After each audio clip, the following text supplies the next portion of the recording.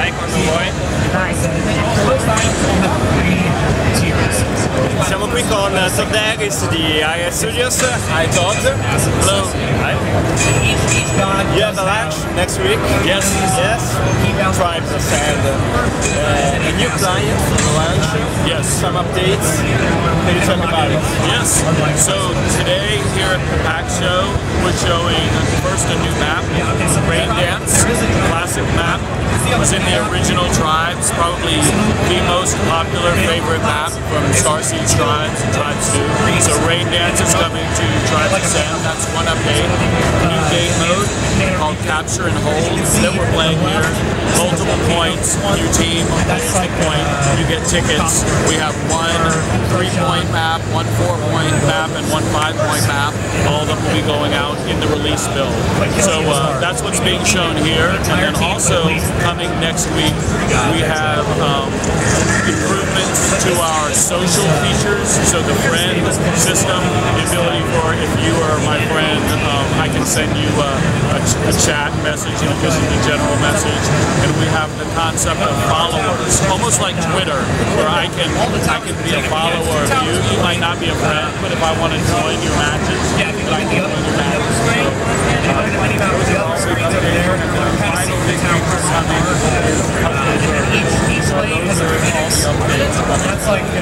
That's like the barracks. Will there be some special events for the launch or not? Well, there will be a new client, and we'll be giving out badges for our beta community and all the updates that we spoke of.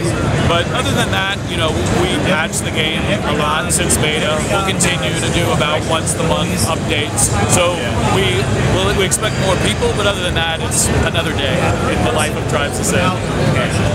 After the global agenda experience, how much difficult is to balance a game with an item shop?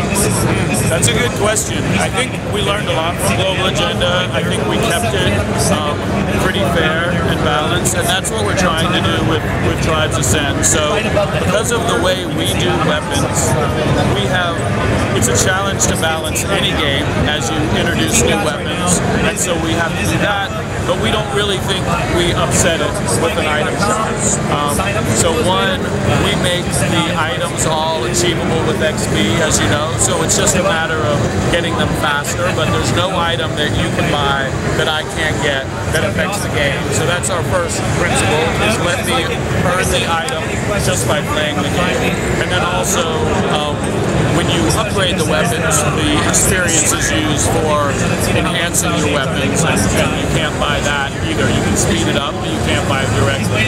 I think it helps with Tribes and with Global Agenda that it's an aiming game, it's a shooter game. So there's so much player skill involved that even if you had every weapon in the game, a player that only had the free classes, if he was skilled enough, could very much compete, because there's just so much player skill in movement, in leading your opponent, in knowing the map. So I think that helps. So we work really hard to make sure the gameplay is balanced, even though it's free to play. How many loadouts will be available at launch? So at launch we have 9 classes. There's 3 free classes, and we have the 9 that people have been playing with in beta. We just delivered a big update for the Infiltrator class called Cloak and Dagger, and that's the type of update we're going to do for every class. So about once a month we'll visit a class, we'll deliver a couple cosmetic skins, a few new weapon choices, and really hit every class that way. That's kind of the roadmap in addition to new maps.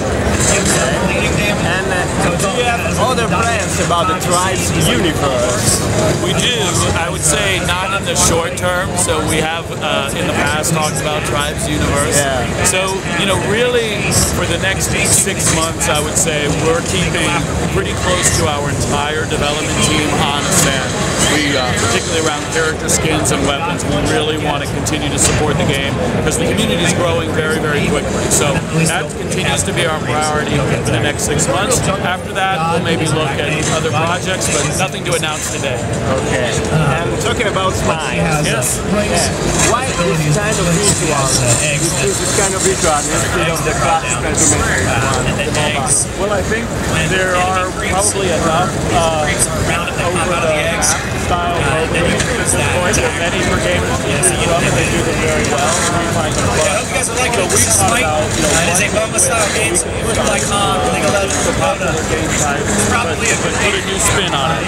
And so, yeah, the idea of a third-person camera and WASD movement, obviously we're familiar with that from Tribes and from Global Agenda, and so we've got experience making that combat fun and balanced, and so that's what we try to do with Smite. So if you play MOBA games, it may be familiar, but also if you are a PvP MMO player, a Battlegrounds player, you'll find the controls a little more intuitive.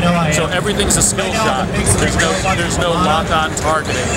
I have to aim my cone towards you with melee. I have to do ground targeted for AoE, and the range has to be aimed. So we think it puts a really fun spin on the combat. Also visually, as you can see, we're much closer to the characters. So these other MOBA games, artists put a lot of time creating the graphics and the animation, but it can be a little hard to see. You see it on the character card, but not in the game. So it's really nice when it's this close and you can see if you buy a cosmetic skin or you do a massive, your ultimate, you really want those visual effects to stand out. And that's something that the third-person camera helps with. And also there is a different kind of gameplay with minions in this game. So, yes, isn't it? Yeah, I mean the minions, they progress forward, they help you take out towers, so that's similar, but I would say we try to emphasize team fights maybe a little bit more, so we don't put as big an emphasis on the last hit mechanic.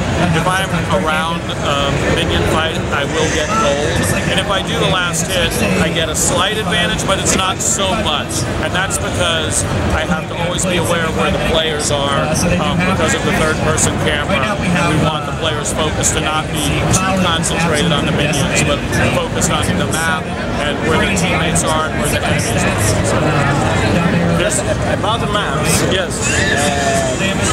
What kind of environment we could expect? Yes, so we'll start with one map. This is a fire-themed map, so there's phoenixes that guard the end objective. If I take down the enemy phoenix, my minions start spawning with flaming weapons, flaming bows and arrows. And at the end of the map, there's a minotaur, and also hidden in the jungle, there's a fire giant. So this one is really all themed around fire. And over time, we'll look at new maps with different battleground themes. But our first priority will be additional gods to play. So we have 15 right now, and that's right, our champions are heroes. That's really the first priority, is more of those. And what's the state of the game right now? So we're in closed alpha. We're working with a small group of very, very experienced players from other MOBA games to really help flush out the balance and the mechanics. And so shortly after the show, I would say our target is this month of April, and we want to start the closed beta process. We'll start small, then gradually add more people as it's going. Okay, now last question is about Global Agenda. Yes. What kind of updates can you expect in the near future? Well, I have to say, we're a pretty small team. We're 50 people at the studio, and so we've been very focused on Tribes and on Smite. We do have some content for Global Agenda, some PvP content and some PvE content, but we're really thinking about the right time to deploy both from our own resources and outside. So no update to communicate for April, but we do have new content we're excited to get out to people. We still play the game ourselves, and we know it has a big community. So my son plays every day, so he always asks me too, when's more coming from Global Agenda? It's coming. We thanks a lot to hi-rez from hi-rez Studios, the mind behind these games, e ci vediamo a tutti alle prossime interviste. Ciao!